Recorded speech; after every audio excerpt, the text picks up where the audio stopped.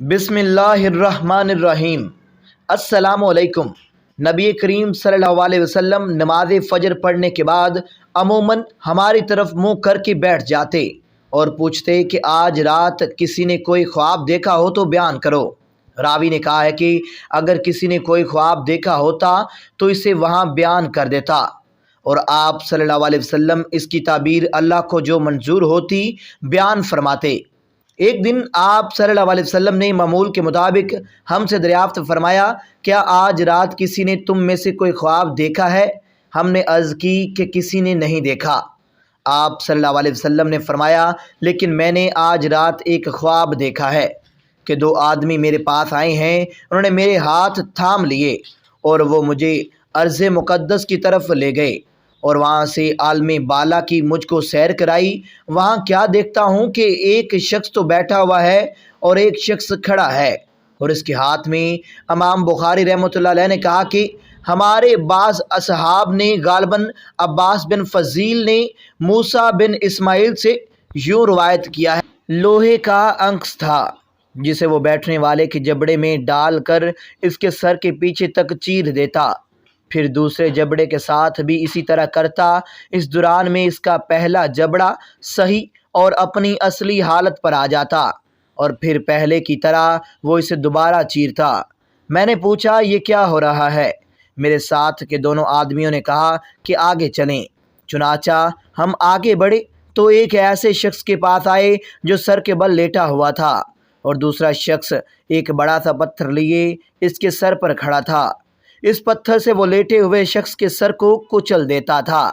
جب وہ اس کے سر پر پتھر مارتا تو سر پر لگ کر وہ پتھر دور چلا جاتا اور وہ اسے جا کر اٹھا لاتا، اور ابھی پتھر لے کر واپس بھی نہیں آتا تھا کہ سر دوبارہ درست ہو جاتا، بالکل ویسا ہی جیسا پہلے موجود تھا۔ واپس آ کر وہ پھر اسے مارتا۔ میں نے پوچھا کہ یہ کون لوگ ہیں؟ ان دونوں نے جواب دیا کہ ابھی اور آگے چلیں۔ چنانچہ ہم آگے بڑھے تو ایک تنور جیسے گڑھے کی طرف چلے جس کے اوپر کا حصہ تو تنگ تھا لیکن نیچے سے خوب فراخ۔ نیچے آگ بھڑک رہی تھی۔ جب آگ کے شعلے بھڑک کر اوپر کو اٹھتے تو اس میں جلنے والے لوگ بھی اوپر اٹھاتے اور ایسا معلوم ہوتا کہ اب وہ باہر نکل جائیں گے، لیکن جب شعلے دب جاتے تو وہ لوگ بھی نیچے چلے جاتے۔ اس تنور میں ننگے مرد اور عورتیں تھیں۔ میں نے اس موقع پر بھی پوچھا کہ یہ کیا ہو رہا ہے، لیکن اس مرتبہ بھی جواب یہی ملا۔ کہا کہ ابھی اور آگے چلیں۔ ہم آگے چلے۔ اب ہم کنویں کی ایک نہر کے اوپر تھے۔ نہر کے اندر ایک شخص کھڑا ہوا تھا اور اس کے بیچ میں یزید بن ہارون اور وہیب بن جریر بن حازم کے واسطہ سے وسط النہر کے بجائے شطر النہر کے کنارے کے الفاظ نقل کیے ہیں۔ ایک شخص تھا جس کے سامنے پتھر رکھا ہوا تھا۔ نہر کا آدمی جب باہر نکلتا تو پتھر والا شخص اس کے منہ پر اتنی زور سے پتھر مارتا کہ وہ اپنی پہلی جگہ پر چلا جاتا، اور اسی طرح جب بھی وہ نکلنے کی کوشش کرتا وہ شخص اس کے منہ پر پتھر اتنی ہی زور سے پھر مارتا کہ وہ اپنی اصلی جگہ پر نہر میں چلا جاتا۔ میں نے پوچھا، یہ کیا ہو رہا ہے؟ انہوں نے جواب دیا کہ ابھی اور آگے چلیں۔ چنانچہ ہم اور آگے بڑھے اور ایک ہرے بھرے باغ میں آئے جس میں بہت بڑا درخت تھا۔ اس درخت کی جڑ میں ایک بڑی عمر والے بزرگ بیٹھے ہوئے تھے اور اس کے ساتھ کچھ بچے بھی بیٹھے ہوئے تھے۔ درخت سے قریب ہی ایک شخص اپنے آگے آگ سلگا رہا تھا۔ وہ میرے دونوں ساتھی مجھے لے کر اس درخت پر چڑھ گئے اور اس طرح وہ مجھے ایک ایسے گھر میں لے گئے کہ اس سے زیادہ حسین اور خوبصورت اور بابرکت گھر میں نے کبھی نہیں دیکھا تھا۔ اس گھر میں بوڑھے، جوان، عورتیں اور بچے سبھی قسم کے لوگ تھے۔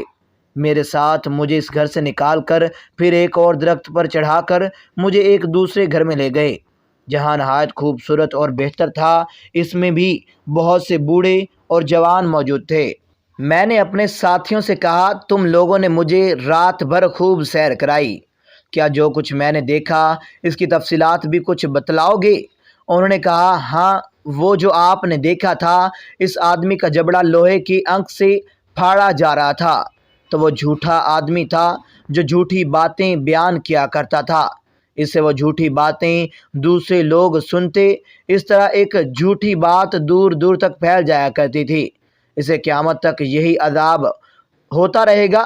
جس شخص کو آپ نے دیکھا کہ اس کا سر کچلا جا رہا ہے تو وہ ایک ایسا انسان تھا جسے اللہ تعالیٰ نے قرآن کا علم دیا تھا، لیکن وہ رات کو پڑا سوتا رہتا اور دن میں اس پر عمل نہیں کرتا تھا۔ اسے بھی یہ عذاب قیامت تک ہوتا رہے گا۔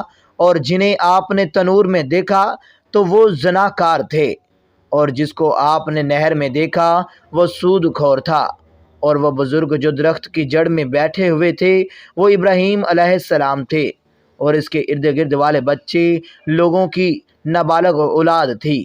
اور جو شخص آگ جلا رہا تھا وہ دوزخ کا دروغہ تھا، اور وہ گھر جس میں آپ پہلے داخل ہوئے جنت میں عام مومنوں کا گھر تھا، اور یہ گھر جس میں آپ اب کھڑے ہیں یہ شہداء کا گھر ہے، اور میں جبرائیل ہوں اور یہ میرے ساتھی میکائیل ہیں۔